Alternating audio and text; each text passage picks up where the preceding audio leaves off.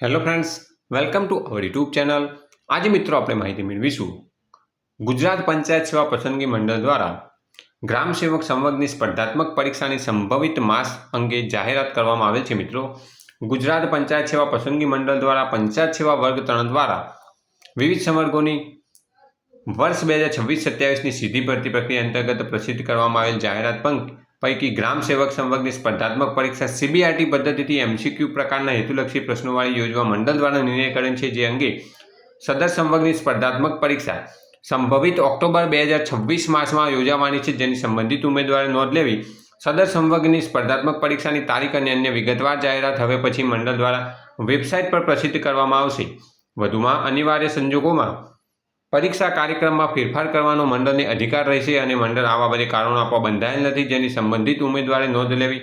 તારીખ 25/8/2026 સચિવ, ગુજરાત પંચાયત સેવા પસંદગી મંડળ દ્વારા ગ્રામ સેવકની સંભવિત પરીક્ષા માસ ઓક્ટોબર 2026માં જાહેર કરવામાં આવેલ છે, જેની સંબંધિત ઉમેદવારે નોંધ લેવી। Thanks for watching this video. Thanks and good bye.